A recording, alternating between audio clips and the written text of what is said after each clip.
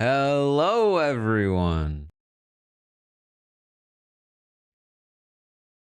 Welcome back to the stream. It's been a while.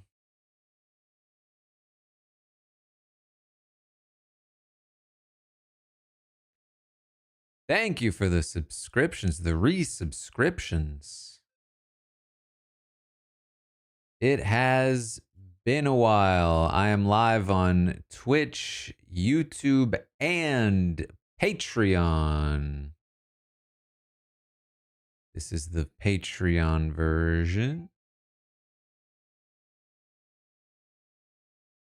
I was in San Francisco last week.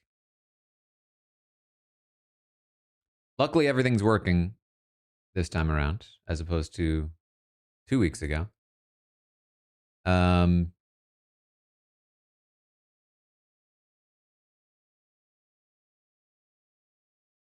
was in San Francisco last week. It was very fun.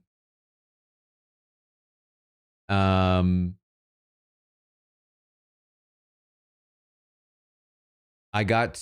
had early copies of the book that we were selling that I was able to sign in person, which was very cool. It did mean so the patrons know this if they watched, but I was at the event and I did not see I saw almost none of last week's episode live.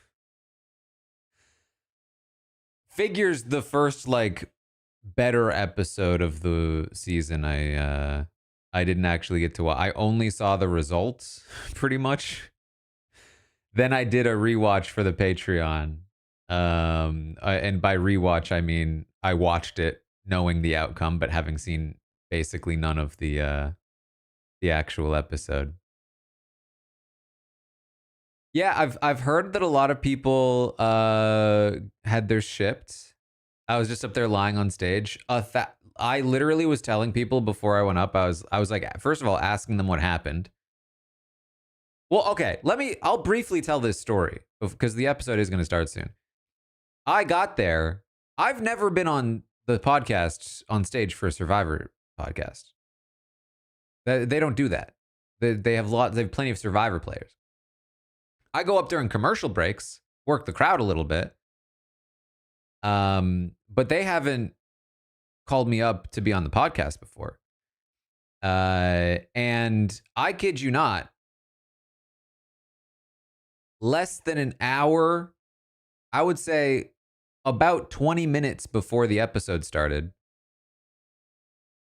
Sam tells me, "Hey, they tell you you're going to be on the podcast?" And I did say yes because earlier that day Shannon had told me because Shannon found out. But nobody officially told me until about 20 minutes before. Which, first of all, I'm chill about. I'm happy to go on stage. I love being on stage. I love doing those shows. If anything, this was amazing. I was like, "Oh, that's great. I love to be on the podcast. That sounds like a lot of fun."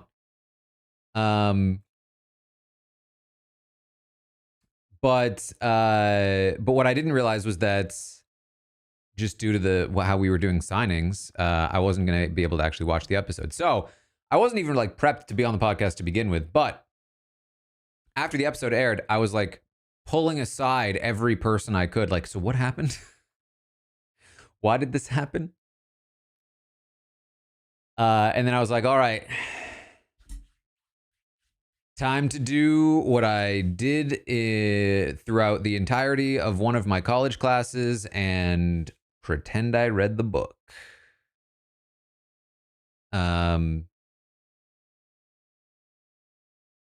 And it wasn't that bad. I barely even had to pretend I watched the episode. I think the only thing I actually said about the episode was that it was a good episode, which is what I had heard. Yeah, Parvati also didn't watch because she was out there signing books with me. But the thing about Parvati is that she hasn't watched the season. I don't think she's watched in years. So there's, of course, no shot that she would be able to have any kind of conversation. And also, like, Parvati can go up there and have like an actual conversation about the show. If I haven't watched the episode, what am I there for? You know what I mean? Anyway, episode's about to start. I'll get a prediction running very shortly. And here we are.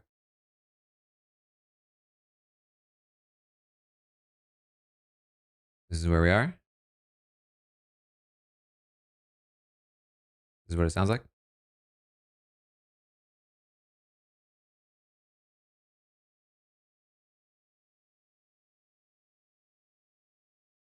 Too many people in the panel. I don't disagree. But at the same time, it's like there are plenty of live shows. Or sorry, there are plenty of podcasts that have a more concentrated formula. And the live shows are so big now. There's so many people there. There is like, I think, a novelty of being able to check in with a bunch of different people. I don't know if it like fits super well for an episode recap, but I think it's cool to like hear from a bunch of people you just never would hear from otherwise.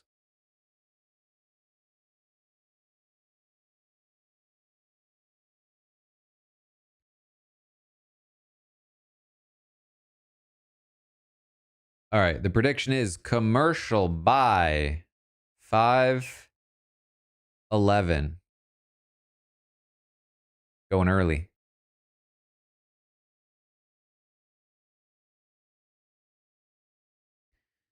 I was pretty bummed about Nate. I like Nate.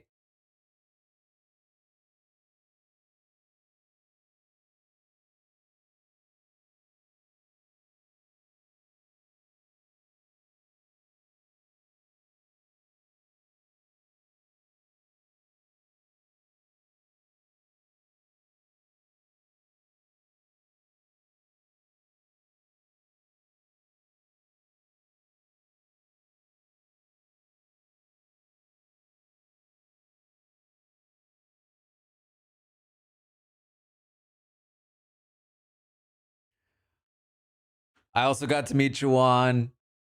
As I expected, we got along well.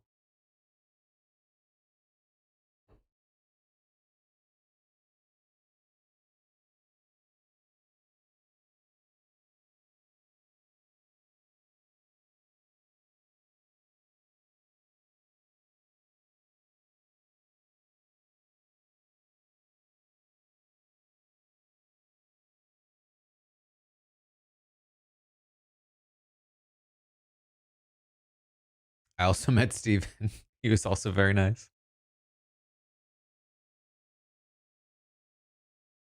I also met Sophie. She was also very nice. It's all my people that I met.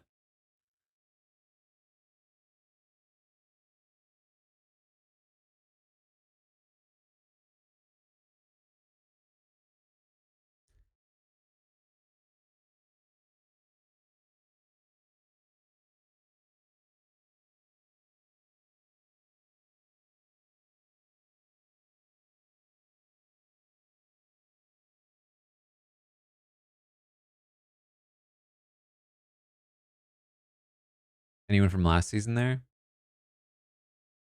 Joe. He was on the panel with me.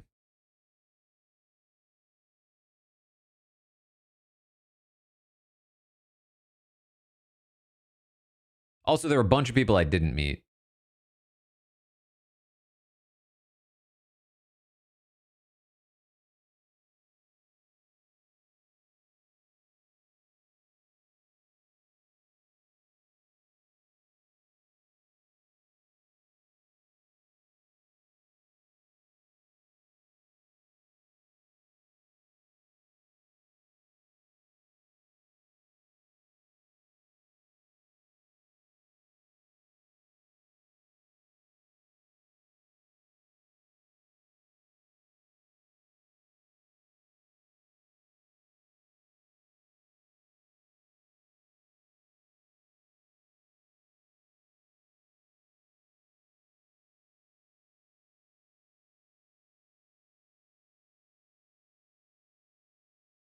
Rizzo's the other one I met.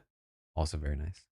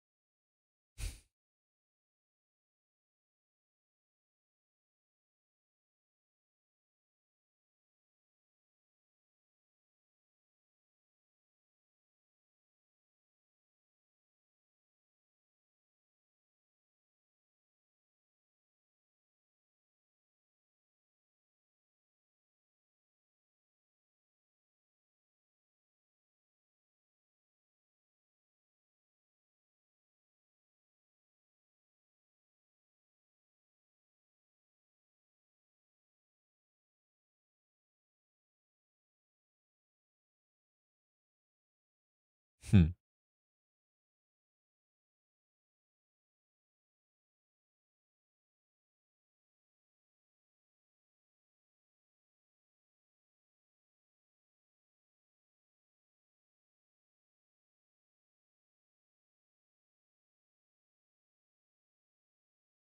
Not an apology montage.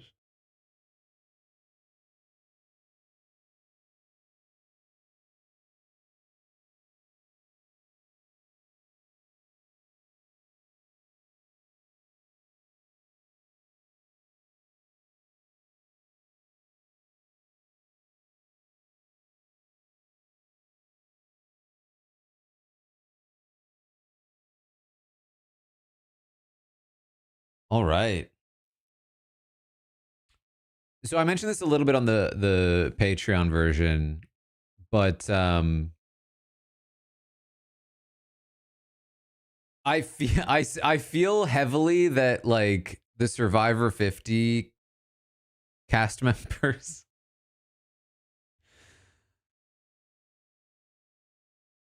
it heavily implied to me the general direction that the game is going to go, if that makes sense.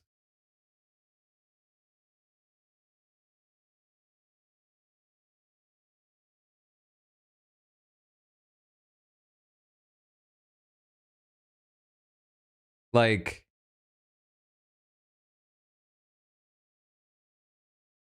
hopefully that's not too spoilery, but like,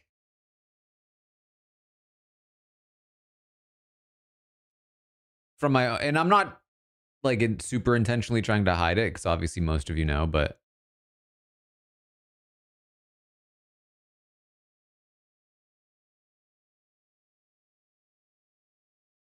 it's mostly like, okay, how do we get there?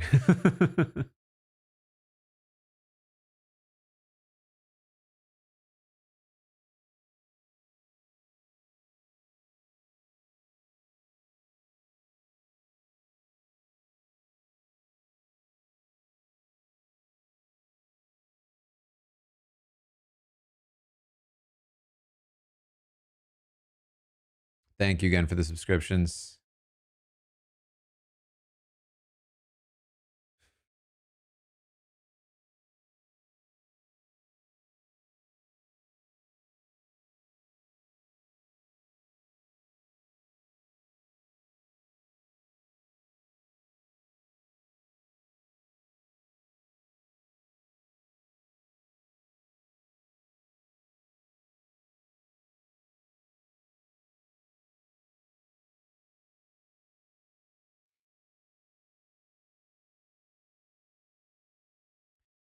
Where'd you order from, Junkie?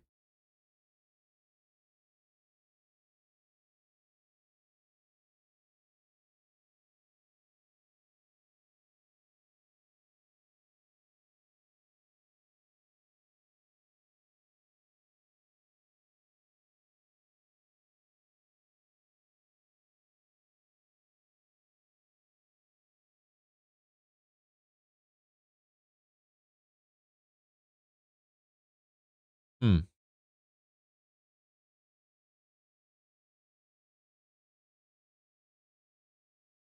I'm surprised it got to you so fast. I wonder if they accidentally sent it early.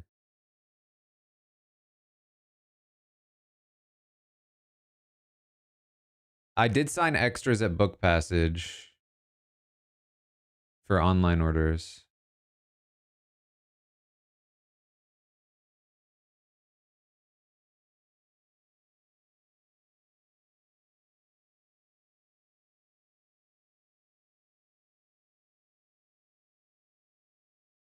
Yeah, some of them are getting sent out early. I don't know how like bad that is, but and I don't know why.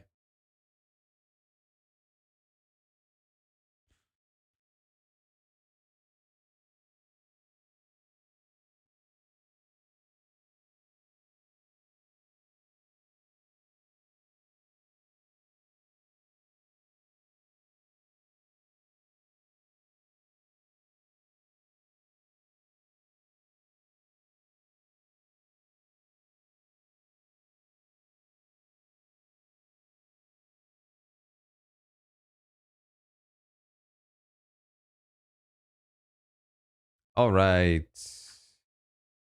That was a no.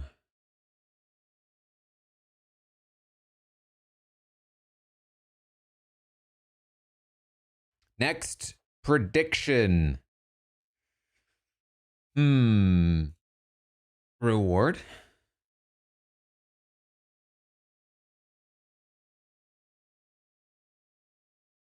Reward challenge. Do we have a reward challenge?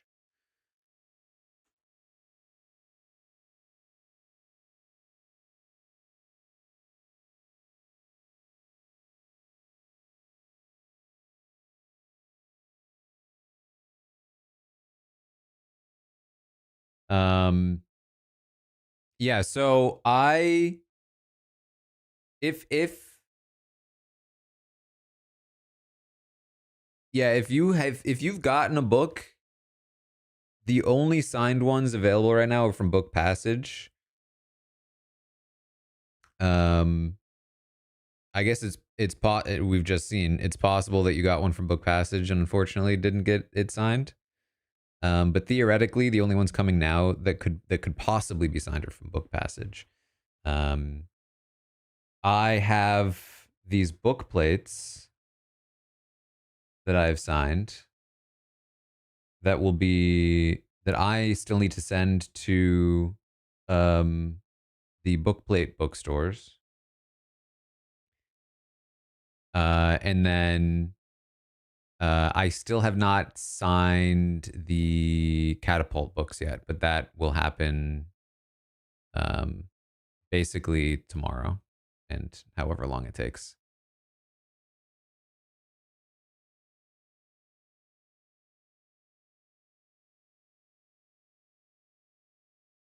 Um, Worth noting, I tweeted this out. There is a deal right now at Target, buy two get one free. Um,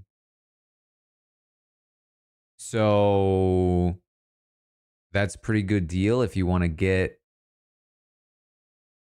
Behind the Mirror, Escape from Stephen Fishback, and The Tribe and I Have Spoken by Rob Sesternino. Or if you just want to get multiple of my book. My marketing team was like, tell people that they can start a book club and they can order a bunch of them and then just hand them out. Like, do people do that?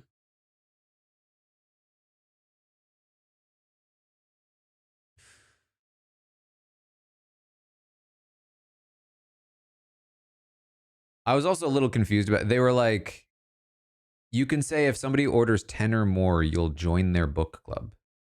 Which like I would do. I just don't know how to promise that to people. It's just a little complicated. All right, we're back. We're back.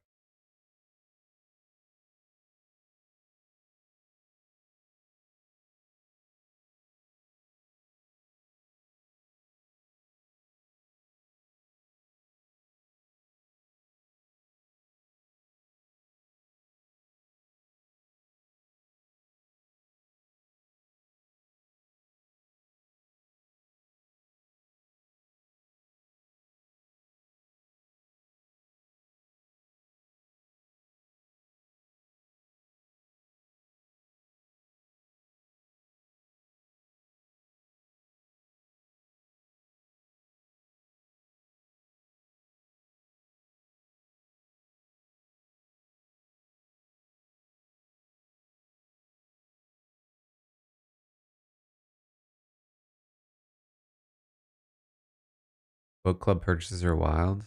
Huh.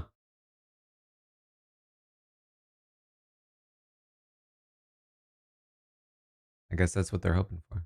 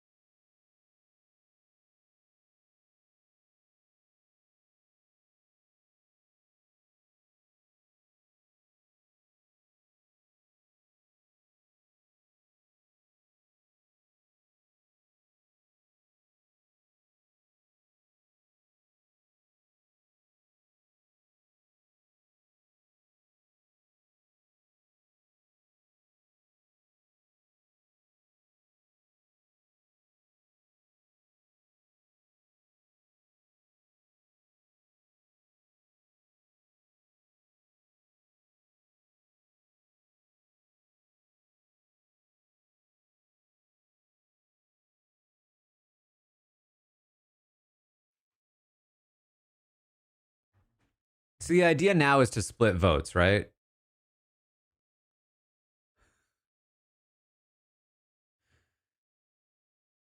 Split on Savannah and Rizzo. And they have enough at this point, I think. 4-3 split.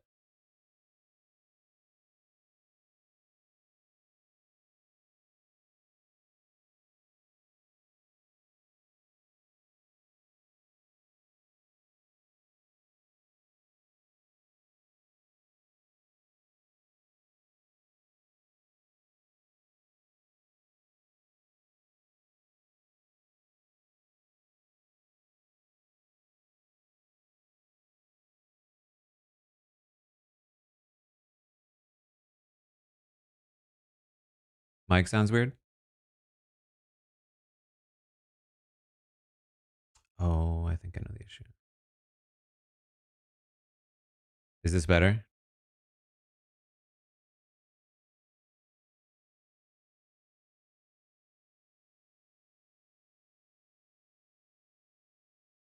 Or is it still bad?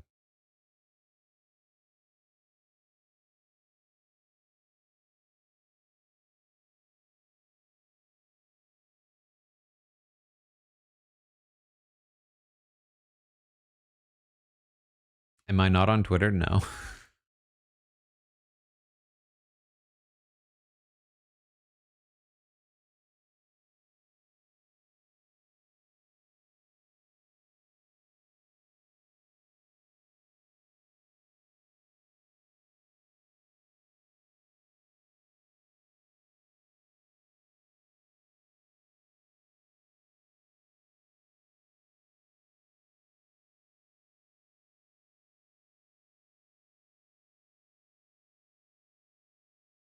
Is this her reporter job?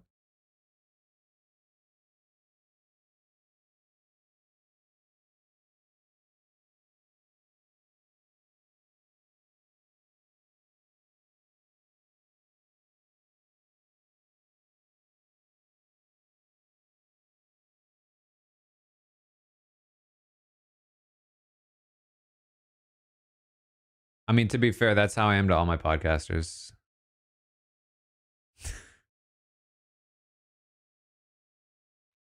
Sorry, I shouldn't be making jokes.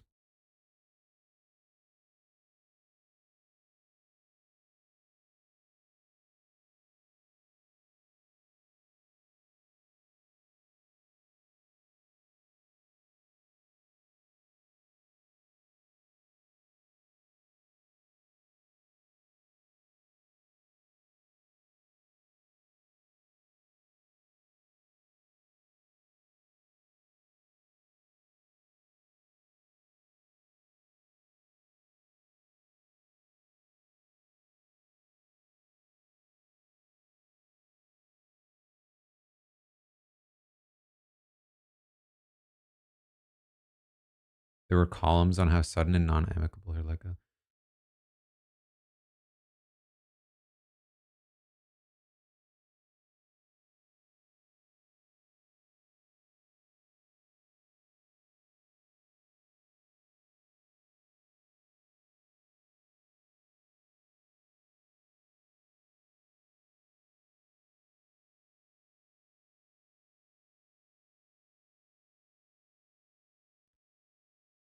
All right, that's a no on the reward. So was that her most recent job? Because I thought when I was doing some research on her, that she did she. I thought the whole thing was that she left because of Survivor, but maybe this was because um of this situation. Is it like her most recent job? I guess it doesn't really matter. It's weird to have sort of seen some of it already.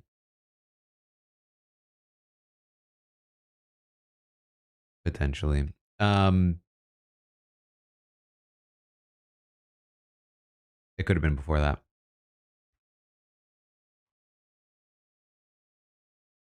I mean, that's brutal.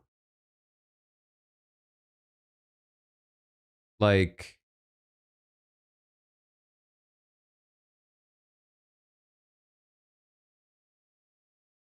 being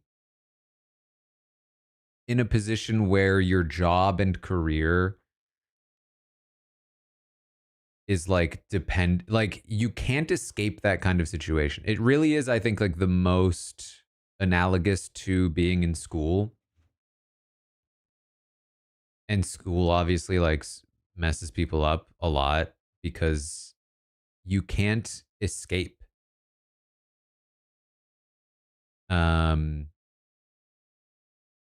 like you can't, as adults, we kind of learned that you should just remove yourself from a situation that is damaging. But when it's your career, when it's your livelihood, like you're stuck there. And if people are being massive assholes, it's like, that's brutal. What I think is interesting is that, like, this whole storyline that put her on the outs, and this is what I love about reality TV, um, came from the fact that Sage and Juwan felt like they were being excluded and they were on the outs by Savannah and her crew. And, you know, the way that we saw her talk about them in confessionals and sort of like all of that was giving the impression that she was kind of like the cool kid. And we got the other one from Sage that was like, I've been made fun of, I've been left out. Um, and now the situation has flipped.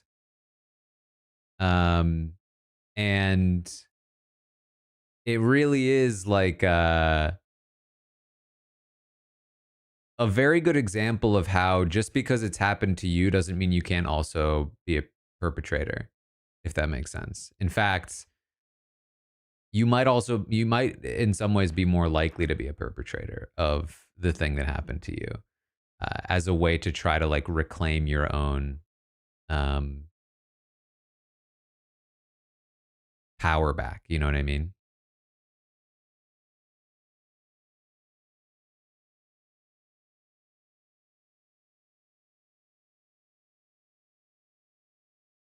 It's funny because Juwan was on the bottom and didn't know. Well, that's the thing. Like, did Juwan really not know? You know what I mean?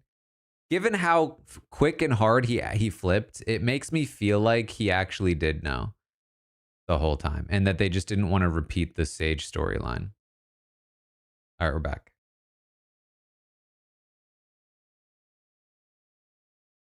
And we're at a challenge. Perfect. Right, I keep forgetting. So the whole "you're not on Twitter" thing, this is going to be a split tribal or something?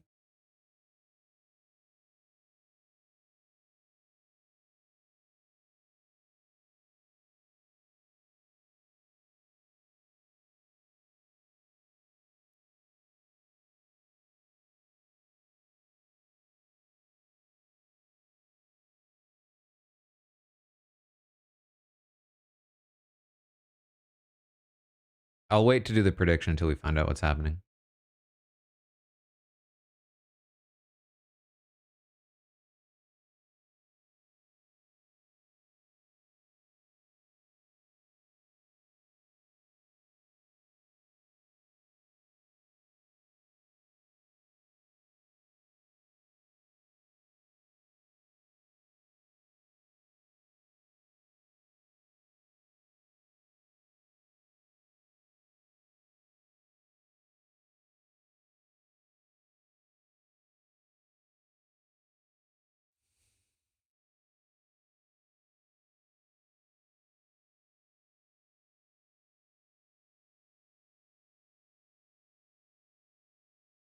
Classic.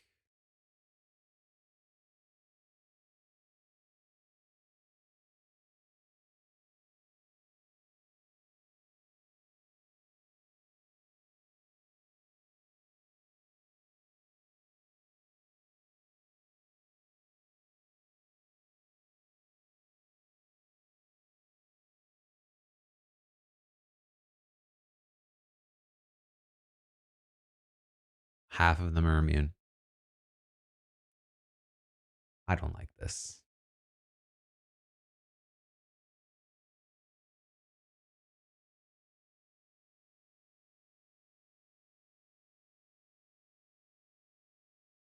Wait, are they not?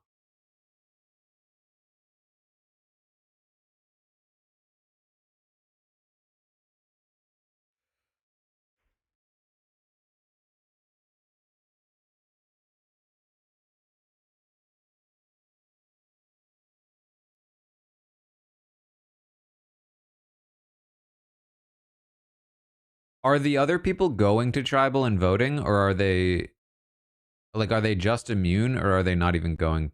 Are they not even voting? Like, is this basically mergatory?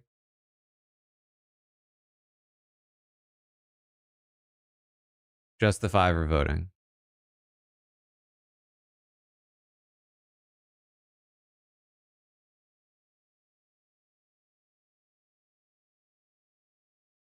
I just like, why are they so allergic to votes of more than like 5 people?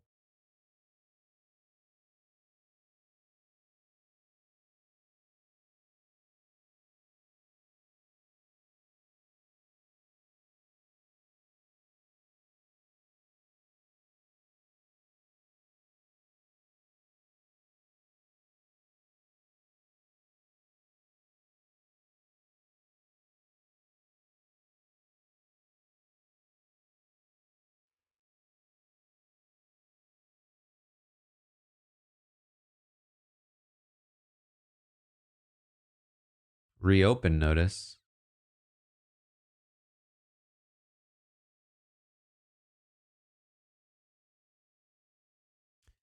I don't really know how to do a prediction here that's not potentially spoiled.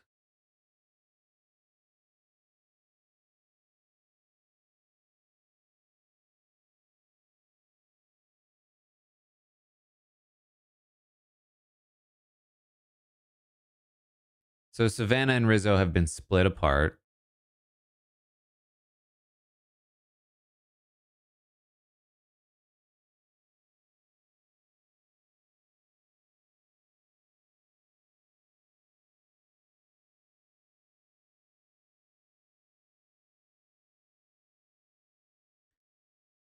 Um, how many people make it to the final foothold?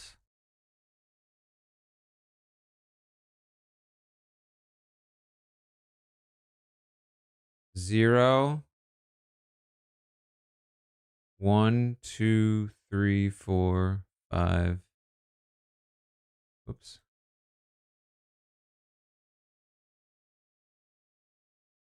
6, 7, 8.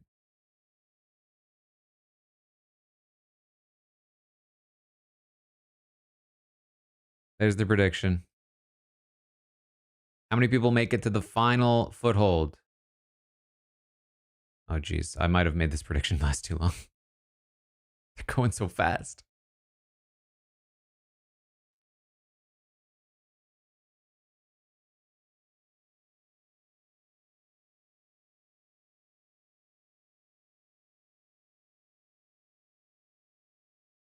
Oh!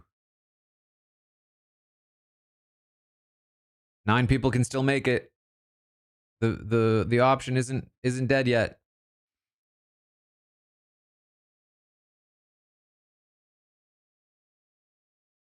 Oh!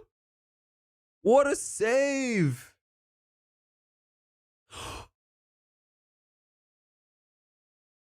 Guys, it can't be 9 anymore. It can't be 9.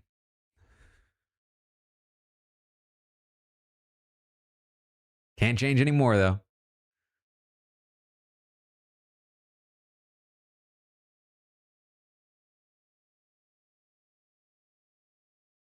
Ooh, down goes Rizzo.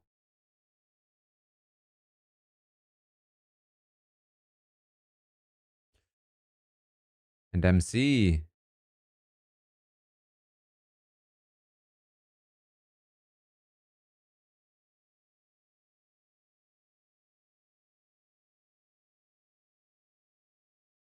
Five left.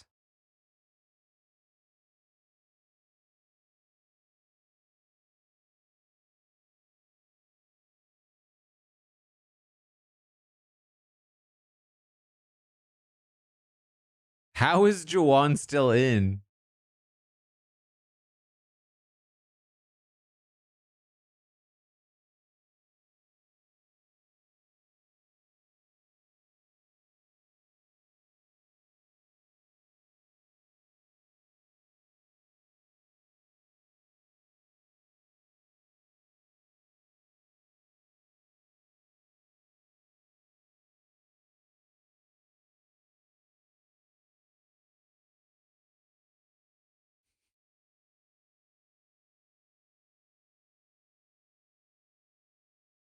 Time elapsed 15 minutes.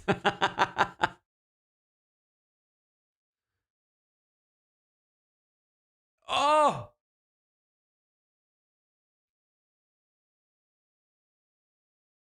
4 people.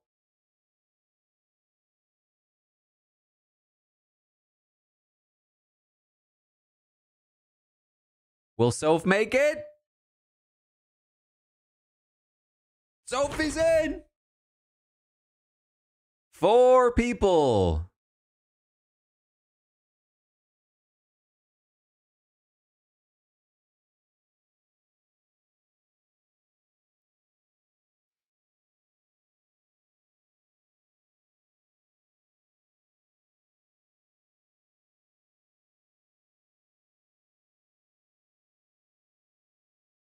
I mean, this is kind of a perfect challenge for Savannah. Oh, down goes Sage. That looked rough.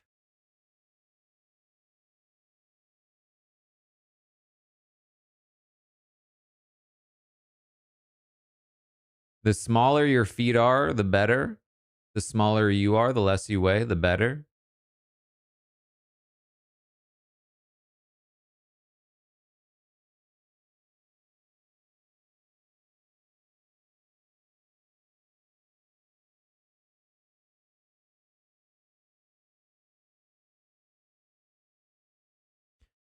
Why is Sophie B?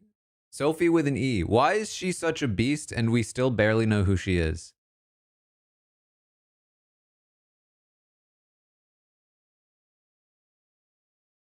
I'm sorry, but I feel weird calling Sophie Soph. That was not upon her own suggestion.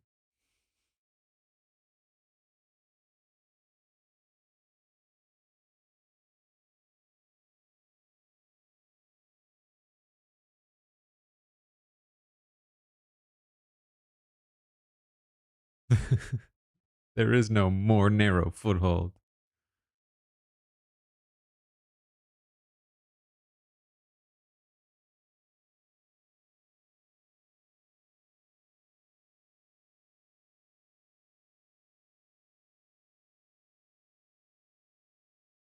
Nah, that's not lasting.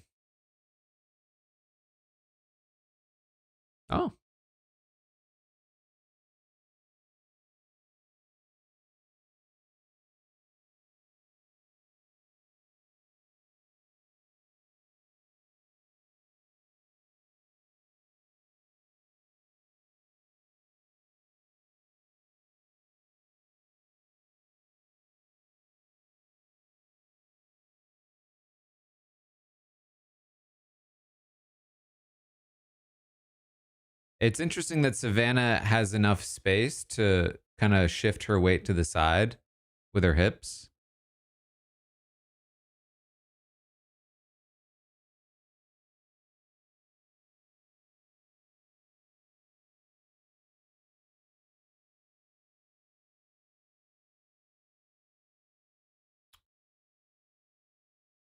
And there it is.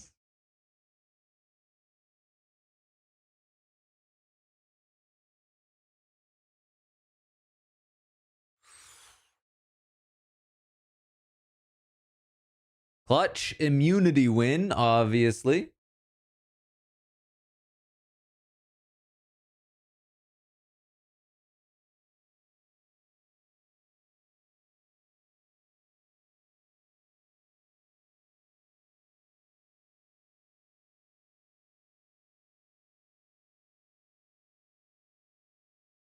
So this basically forces a scenario where the alliance that just came together has to turn on each other immediately.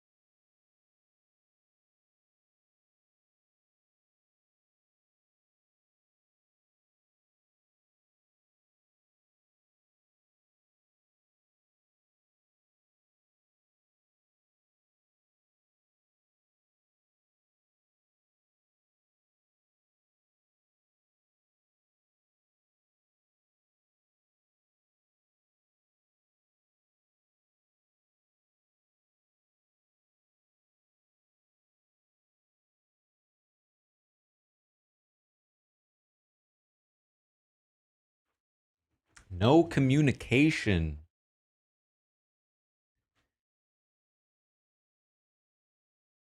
Yeah, so if she didn't win that, she was done. She couldn't even have the protection of Rizzo's idol.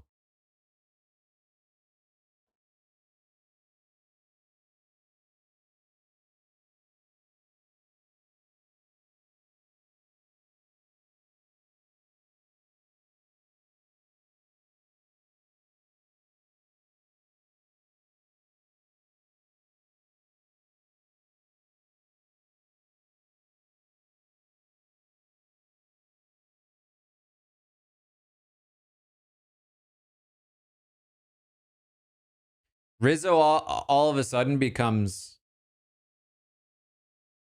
the person in the best spot.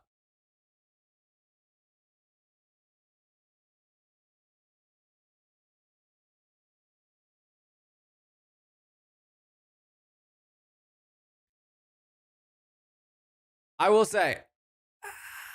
Wait, is this?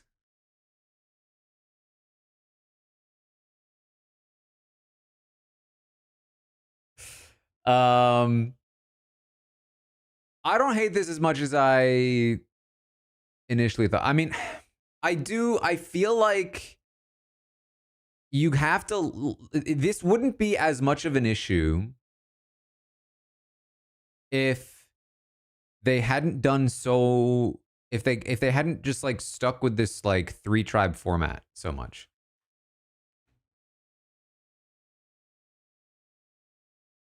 You know what I mean?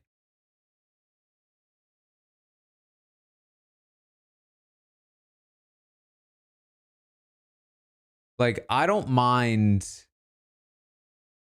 this twist generally, and I do certainly like it a lot more post merge than like an earn the merge kind of thing.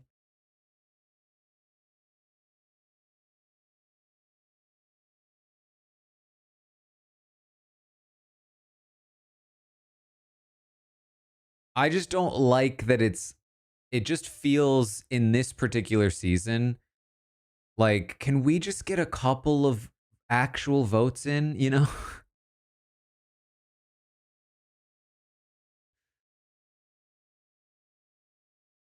Enough so that there actually is an established rhythm before you try to disrupt the rhythm, if that makes sense.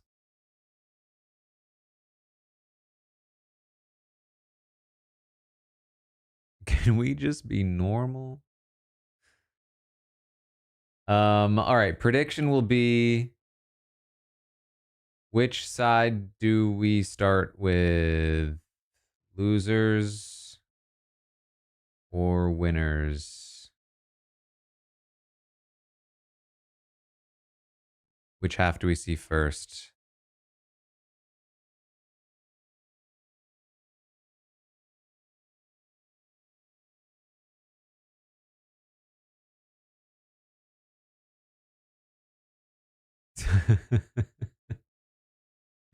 I mean, they lost, no?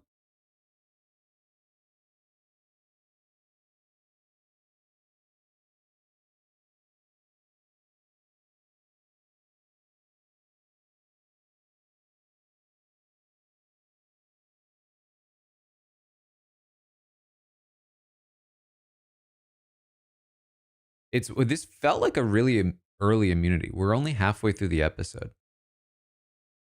Surely we're gonna see the winners.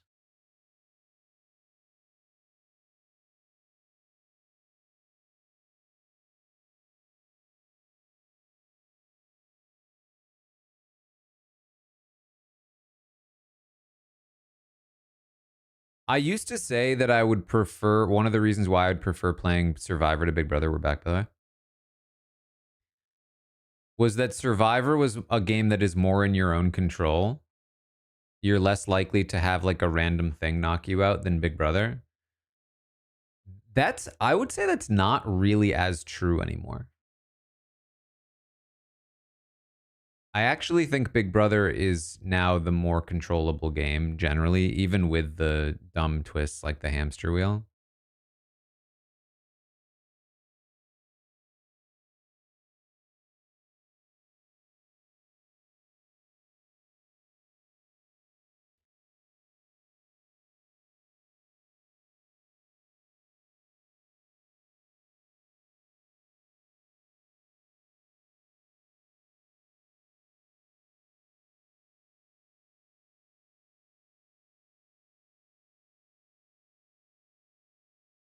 This is a terrible plan, Sophie.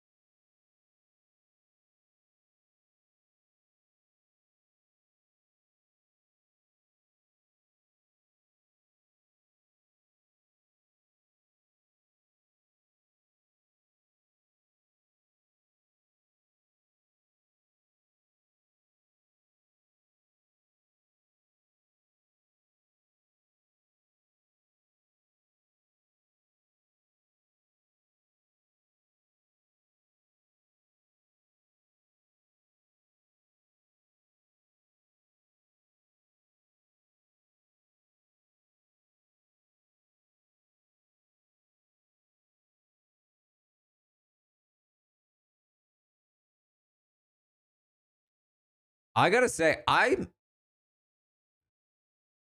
very impressed with Juwan in the way that he lies to people.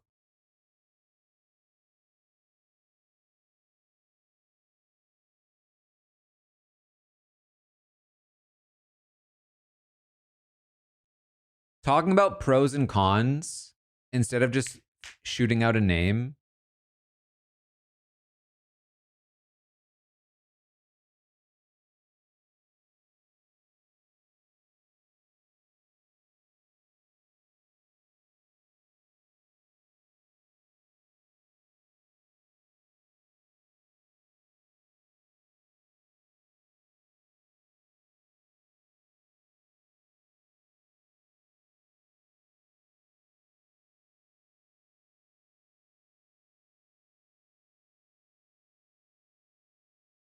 This is still a bad plan, Sophie.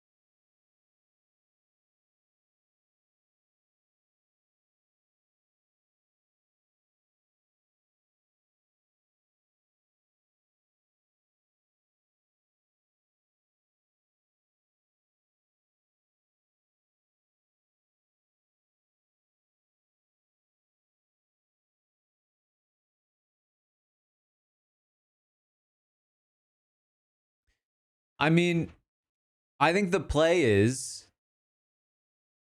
you vote with Rizzo, you tell him to play the idol, you let 3 votes go to Rizzo, you flush the idol, you and Rizzo vote Sophie, everyone wins.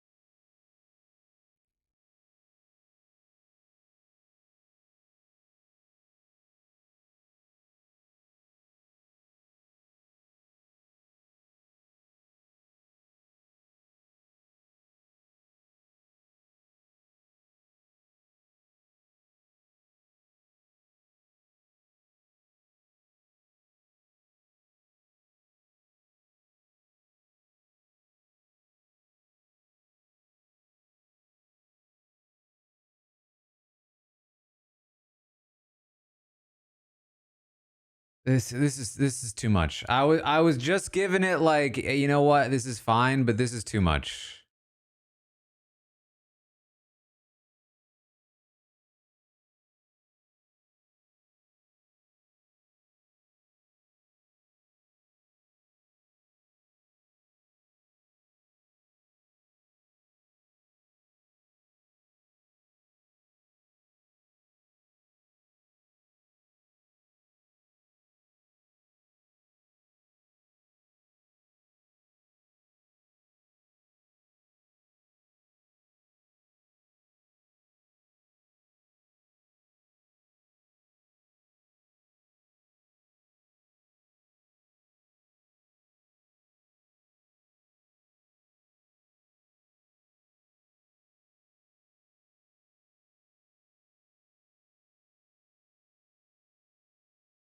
Screaming Australian Survivor. All right. Next prediction.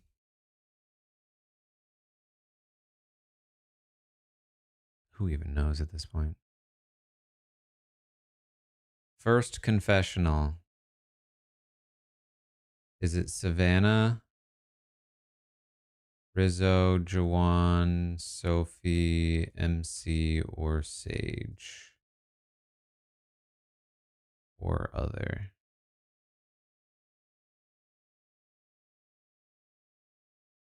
That's the prediction. I'll be right back.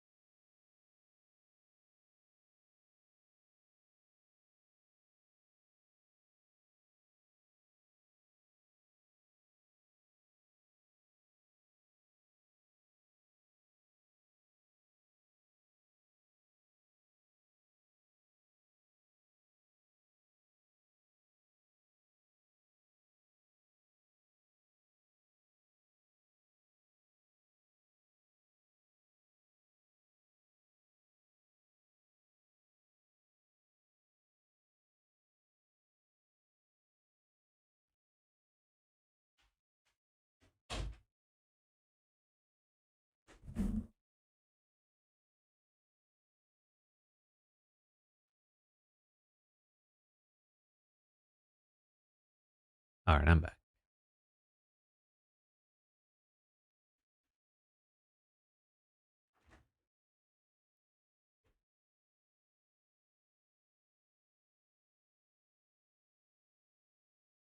Yeah, this is just a lot of complication to what was already a very complicated situation. Like, we're already splitting them off so that only 5 of them are voting. Now we're adding an extra bonus surprise vote from this one person.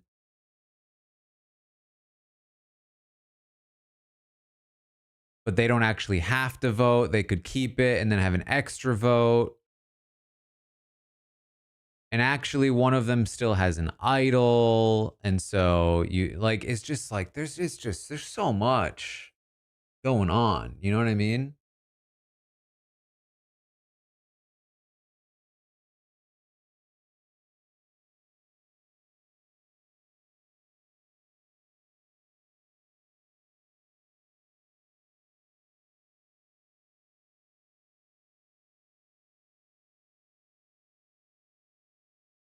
I disagree. I think it is complicated. I think that you took a situation where there were 10 players, you made half of them immune, not just immune, but they're not actually going to be even voting at all. One of the 5 people now vulnerable has an idol, but then actually the person who won of the 5 who weren't now vulnerable and lasted the longest now has the advantage where they're going to go to the beach of the team that didn't win, who are vulnerable, because they're now on a separate beach instead of the regular beach. And that person is going to have a vote secretly in this vote, even though they've already planned for a vote of the 5 of them, which is different from the vote that they planned for the 10 of them. And now, so she's going to show up and have a vote, but she doesn't actually have to vote, because if she decides she doesn't want to vote, she can keep that vote for later. And we're back.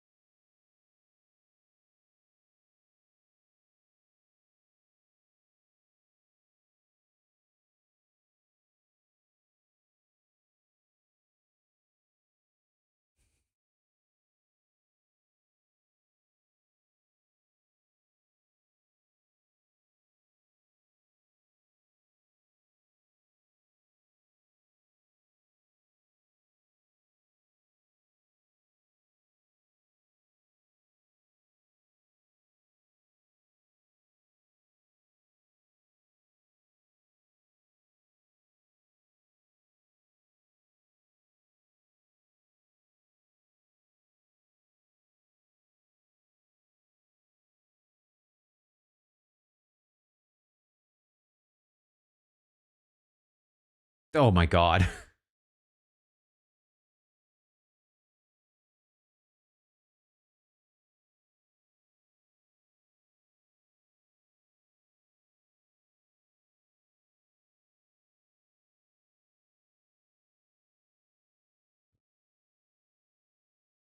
Was it the most perfect plan, Sophie?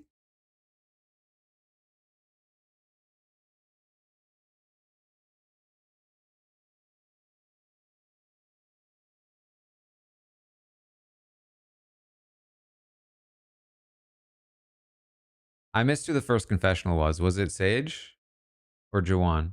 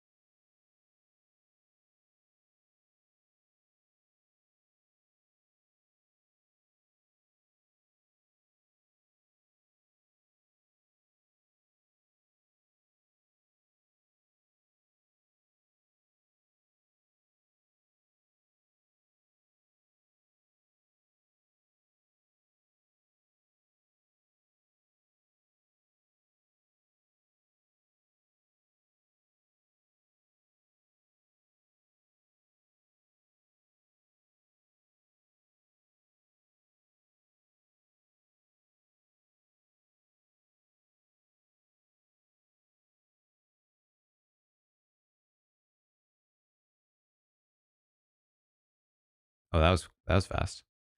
All right, so confirmation it was Jawan first confessional.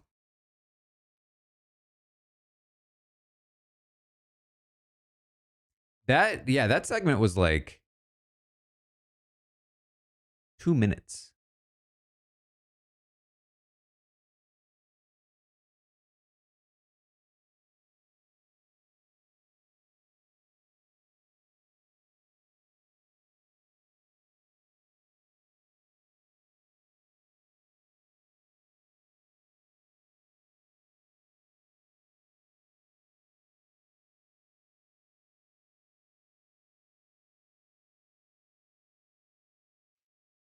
Just making sure I get confirmation that it was Jawan first confessional from anybody that knows. Started behind the mirror, and it's a phenomenal read. Thank you, Danny.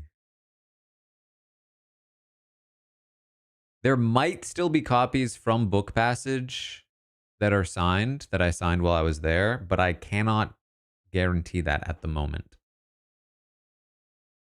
Yes, it was Jawan first. All right. All right, we're just going to go without a prediction for this next one because it's too much to figure out.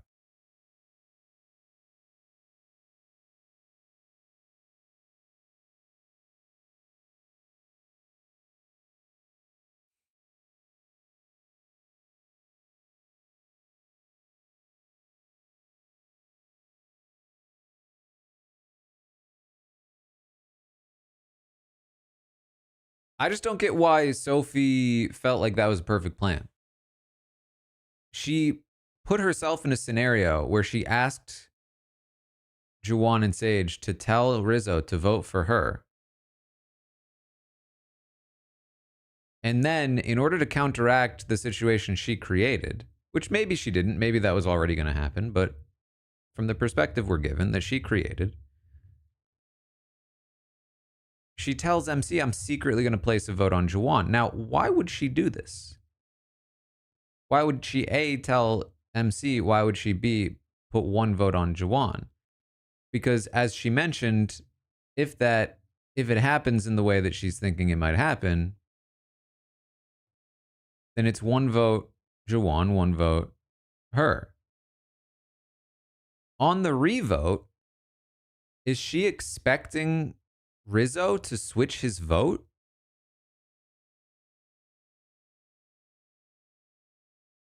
Because she's seemingly expecting MC to vote for her to stay over Juwan. I would assume she knows that Sage is a vote for Juwan to stay over her. I would assume. Or maybe that's not the case. Maybe she feels like she has a great relationship with Sage that we don't know about. Even so, why tell MC not Sage? But then, yeah, you're still expecting Rizzo to flip his vote. Why would you expect that to happen? We're back.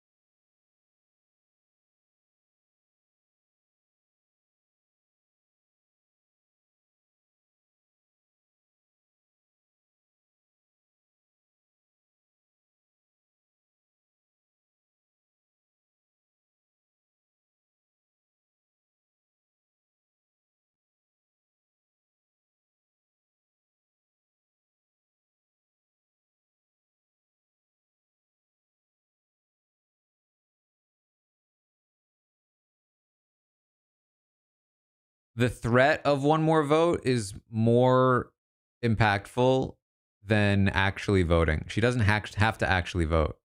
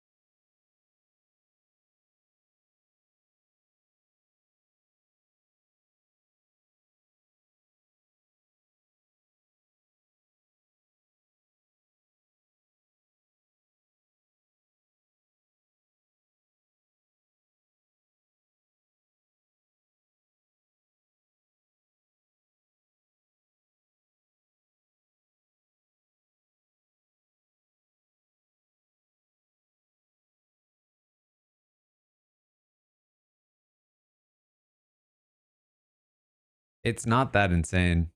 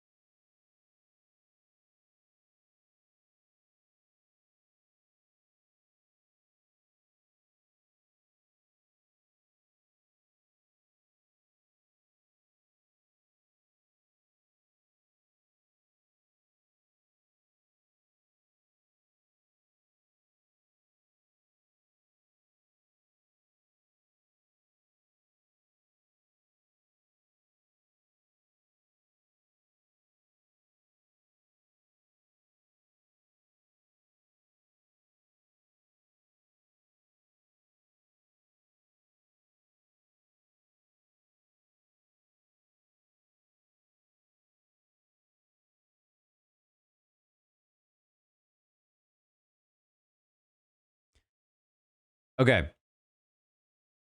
So there's a big reason why Savannah showing up makes a huge difference, right?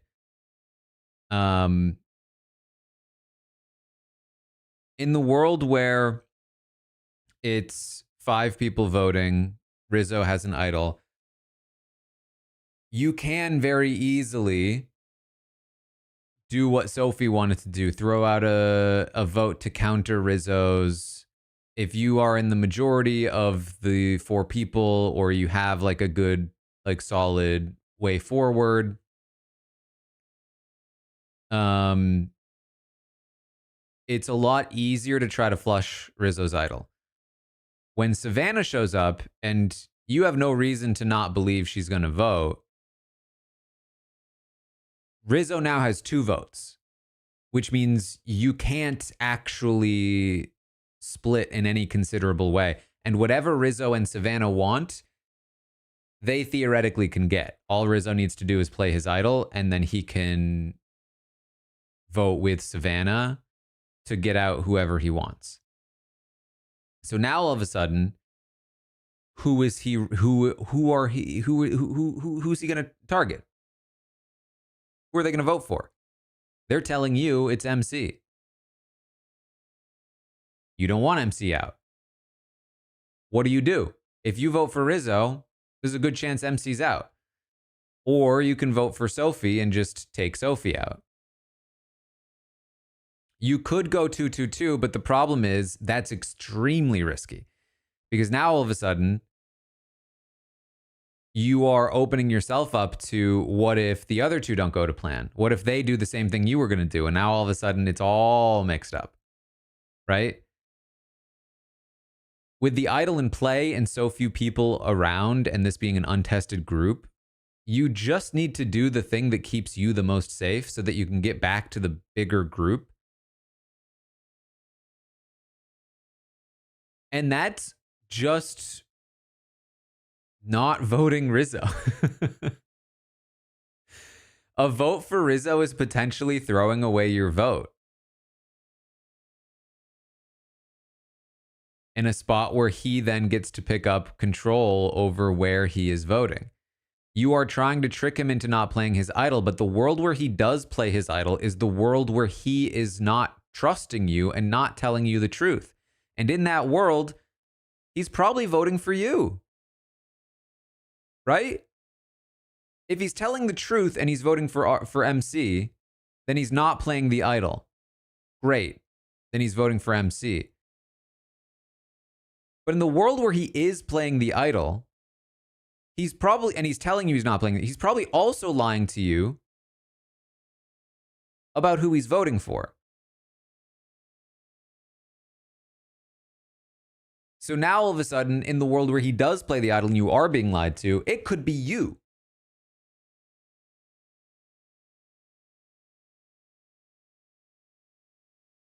So you need to put votes somewhere that will counter at least 2 from Rizzo and Savannah.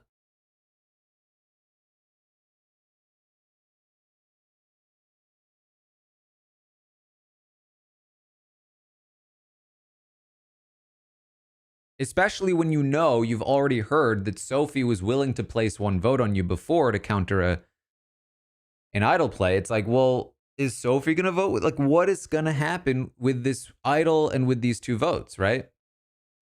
Or back.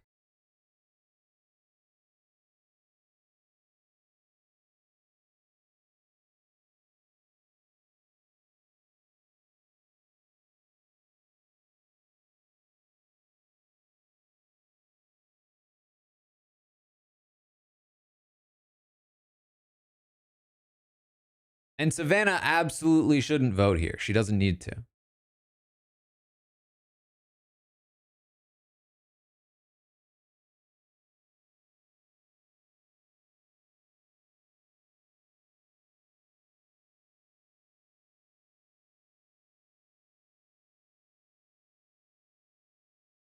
Having an extra vote next round will prevent the other 6 from being able to split votes on her and Rizzo. If they are able to, if he is able to hold on to his idol.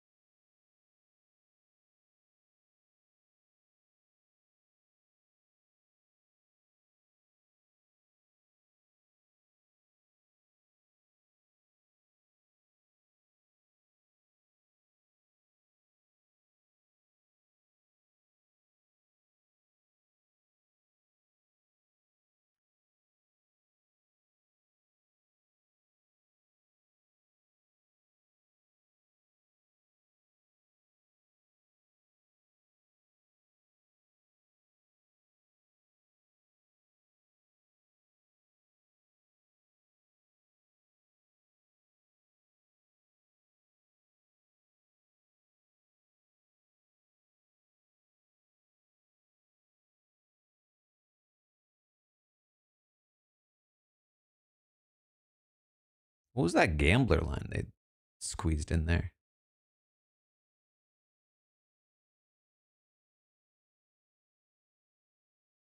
I feel like it's got to be Sophie. Like, what is she doing here? You know what I mean? This feels like it has to be the end of Sophie's journey.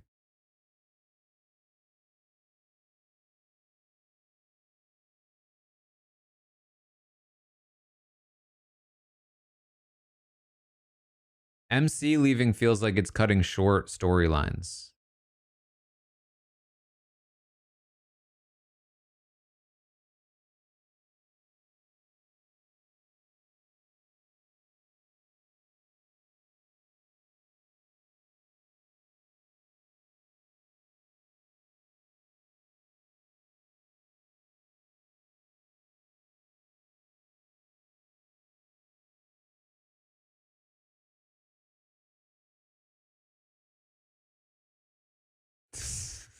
It's no job.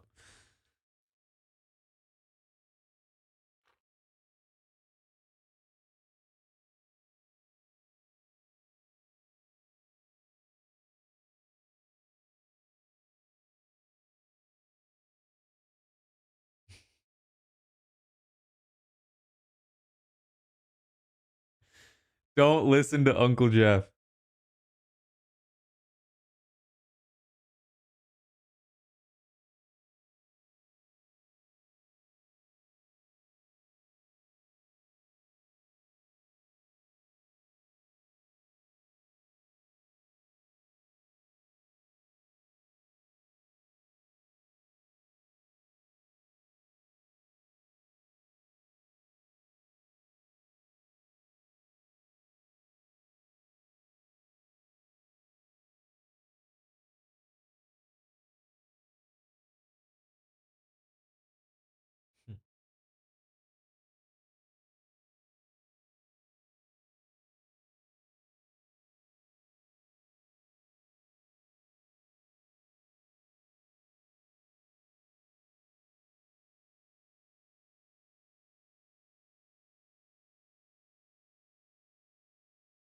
Vote my name down.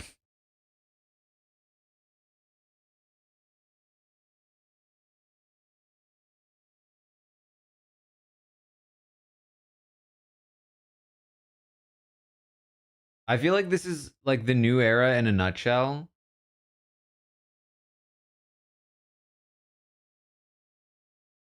Like Sophie, after not being in the show at all,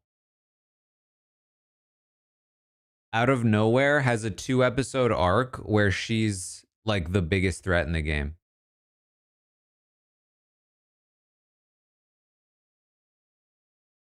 Does MC have something else? Oh no, she's live tribaling it.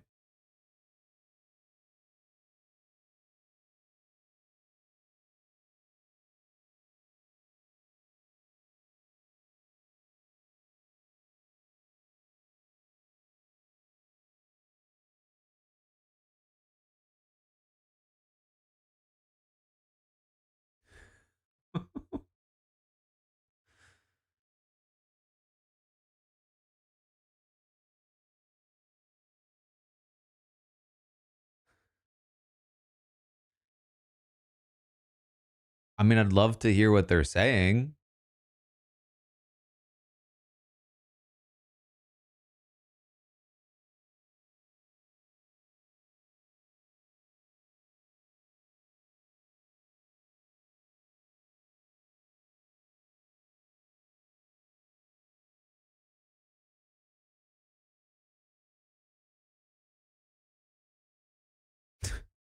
The look from Rizzo.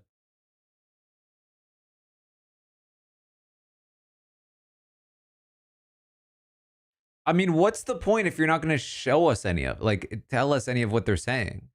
I'm just like, none of this means anything. I didn't know what the original plan was. I don't know what the new plan is.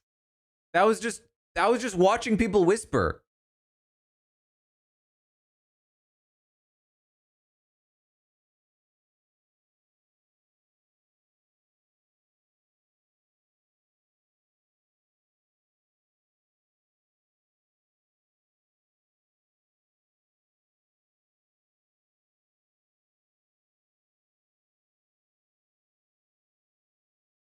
Obvious play.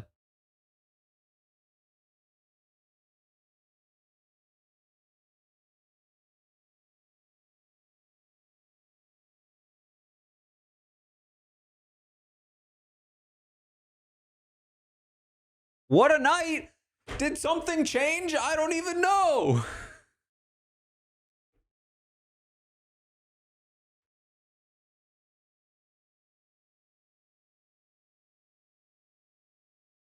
You tell me, Rizzo.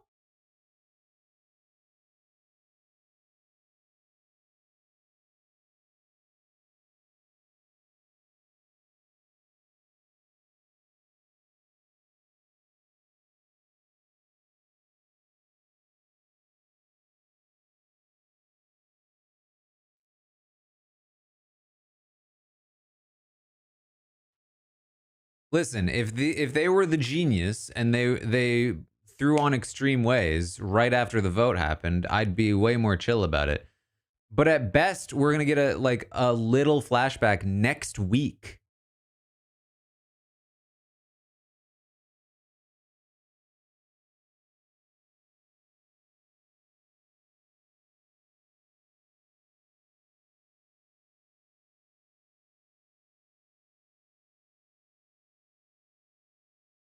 Rizzo doesn't play it.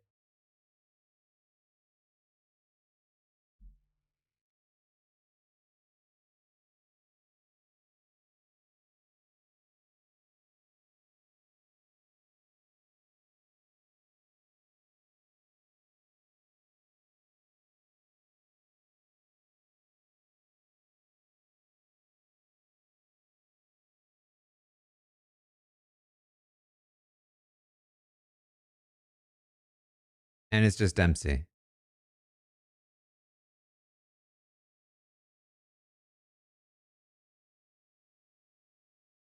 So did it change to MC when she tried to do something, or was it on MC and she tried to do something? I'm still just confused.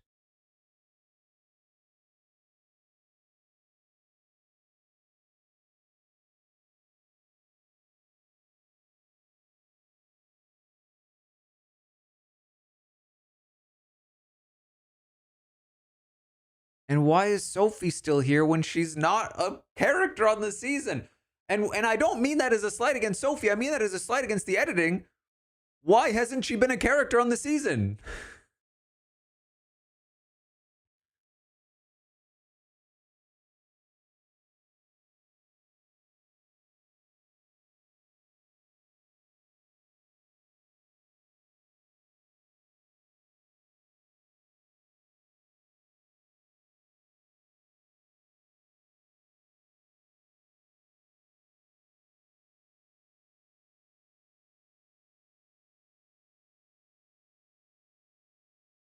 Yeah, I did. I started watching Squid Game The Challenge over on my Patreon. Check it out if you're interested. I've been having a great time with it. Um, and I feel like there are players on Squid Game The Challenge through 4 episodes. There's over 400 people on that cast. There are players on Squid Game The Challenge I know better than Sophie. Have more of a rooting interest in, know more of their life story, their game story, who they have a connection to, what they might do in any given scenario strategically.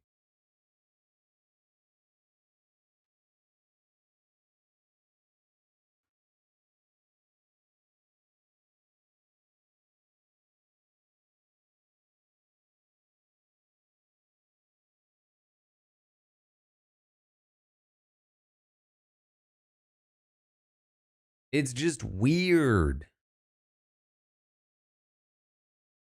Squid Game's been great. I highly recommend it. I've been having a great time with it.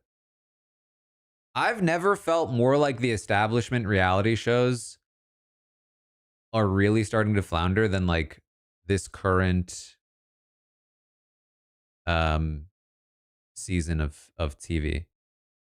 I mean, Big Brother is still Big Brother. It has its uniqueness, it has its live feeds. It was great this season. But Survivor and even The Amazing Race, like I mean, The Amazing Race has been floundering for a while. Survivor is the one that was supposed to be on a resurgence.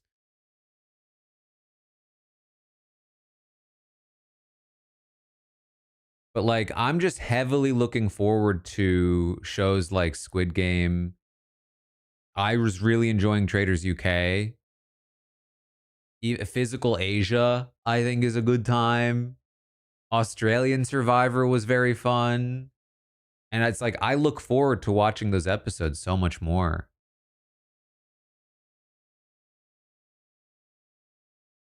Now, I say that I'm not enjoying Canadian Traders as much.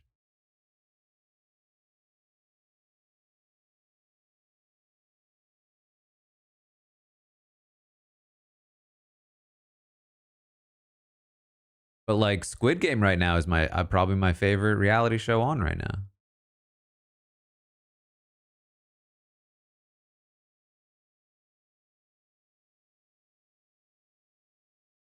I watched the first 4 episodes. I've got the fourth one. I'll drop that tomorrow on Patreon. Physical Asia, I just started episode 5. I'll try to also drop that soonish. This is on the Patreon. Amazing Race, I will get done. Because I'm signing a bunch of books tomorrow, I might not be able to do the Amazing Race right away.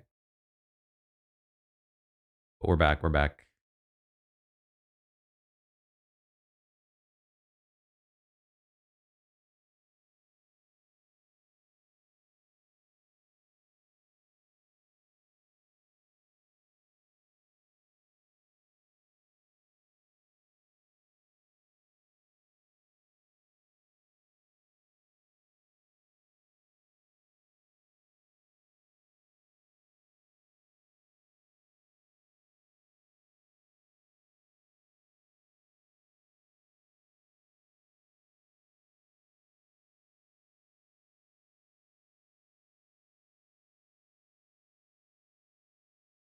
All right.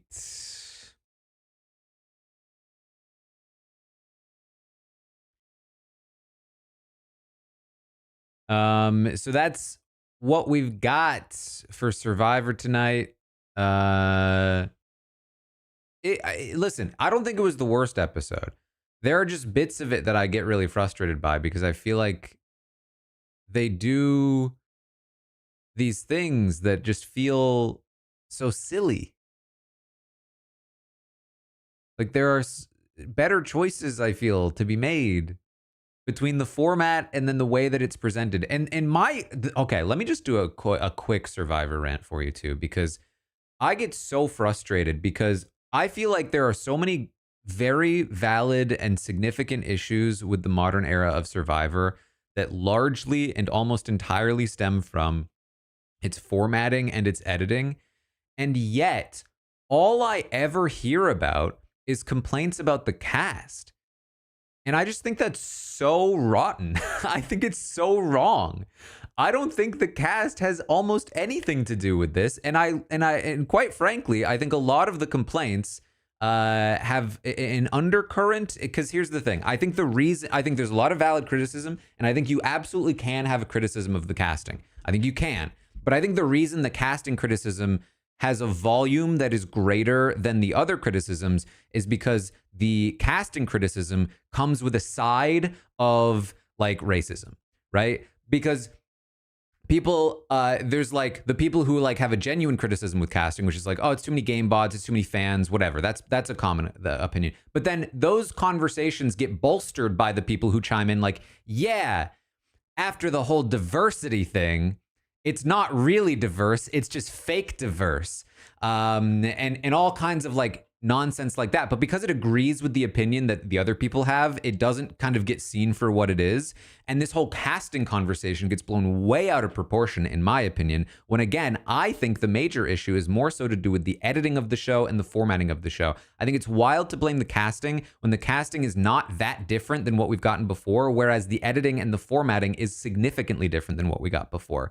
People are like, oh, there's not enough villains anymore. What was Savannah for the first 6 episodes of this show, right? Like, what was Shannon? She was her own version of a villain. Rome, Say, to whatever degree Say was a villain. Like there are plenty of villains in the modern. There's not like a Russell Hantz, but there very few Russell Hantzes exist. In fact, we had a little bit of one with the shoe thief earlier. That was a little Russell Hantz, but he got a dry bite.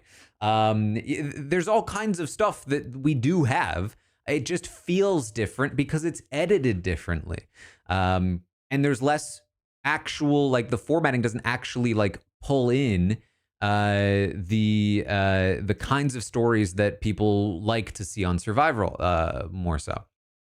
So I just that has been frustrating me. I get really frustrated when the focus is so heavily on the cast, and like I feel like the casting has kind of been delivering.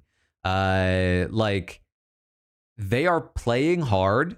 They are getting angry at each other. They are getting into fights.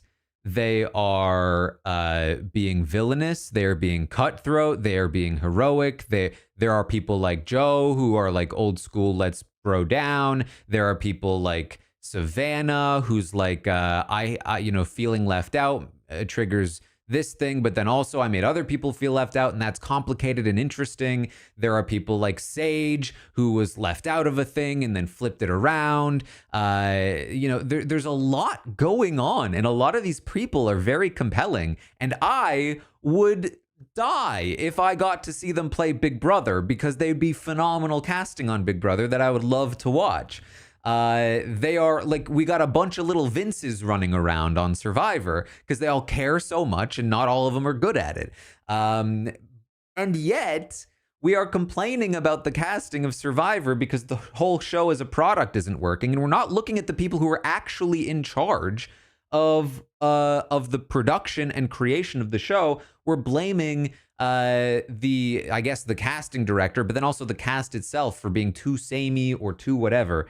And I really just don't think it's the cast. I think it's how the cast is being portrayed, and the funnel of gameplay structure that they're being forced down is giving us the same result over and over. The 3 tribe structure, the same sort of like patterns that we're getting over and over.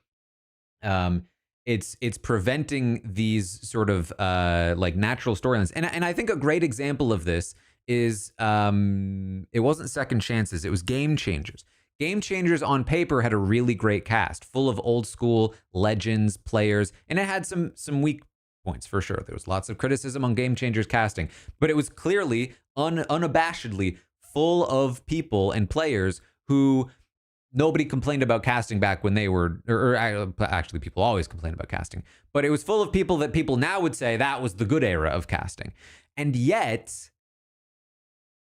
it had the exact same issues that a modern era season has, in the sense that it was so fragmented and there was no real storytelling. It was like every week was a little mini reset and we never dug into an actual story.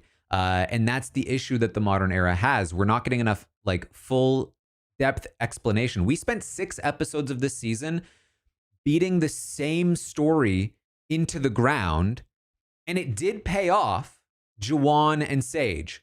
Those were the Juwan, Sage, Savannah, Shannon. It was like that storyline was being beat into the ground alongside, the death of the disaster tribe. We got barely anything else. Sophie's clearly a compelling cast member. She's in confessionals being snarky. She's talking about how nobody plays a perfect game because she clearly sees herself as having played a pretty good one. She thought that plan was pretty solid. She's a beast in competitions. And it's just like, where was she in the first 6 episodes of the season when we were doing round 7 of Juwan Touched My Bag? Like, what are we doing here? And why are we blaming the cast? Okay. Sorry. I had to get that off my chest.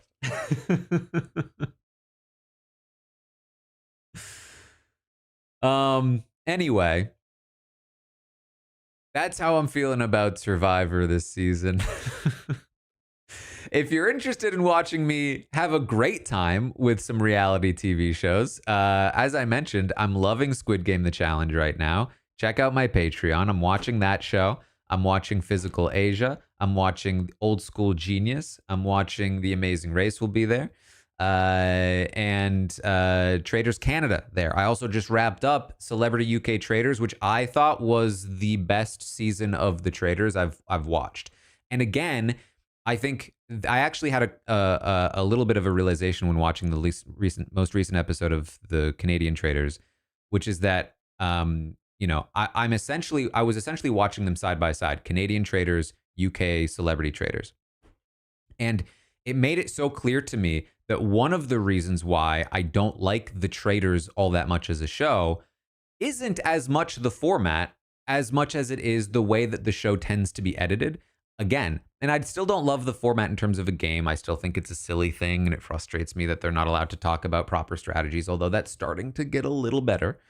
But it's, again, there's such a clear difference and distinction between the way that the Canadian version of the show edits the show and the way that the UK version edits its version of the show. And it's a world of difference. The UK version is so much better with a relatively similar runtime because they actually invest in their characters and they actually show them as full rounded human beings. Whereas the Canadian version, and I think often the US version follows suit with this as well, focuses more on like, okay, this trader is the bad trader. This trader is the good trader. Root for this trader and not for this trader. Or like, this is the really dumb faithful and this is the smart faithful. And it's just like, why does it have to be that way? There were dumb faithfuls on the UK traders, but there were dumb faithfuls that did really well and then also did really poorly, who made really smart decisions and then also made really dumb decisions.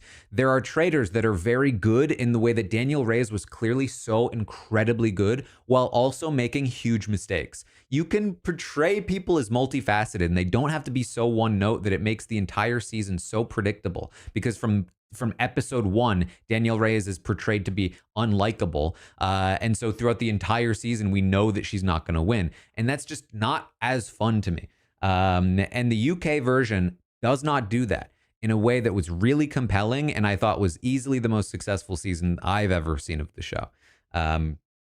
So sorry, that's now a Traders rant all of a sudden. But get all of this stuff on the Patreon. Check out all the stuff I'm doing. Physical Asia is the other one I watched. Very fun physical competition show with a bunch of different countries around Asia. Anyway, that's what I've got. Thank you for joining me here on Survivor. I hope all of you have checked out the book. As I mentioned, Target is the new place with a deal right now that the marketing team is hoping people will get a few copies from. So check out the Target link if you're able. As I also mentioned, Book Passage theoretically has signed copies left, but I actually don't know for sure how many they have left. So careful if you were like fully expecting one to be signed. But anyway, that's what I've got. Thank you so much for hanging out. And I will see all of you later.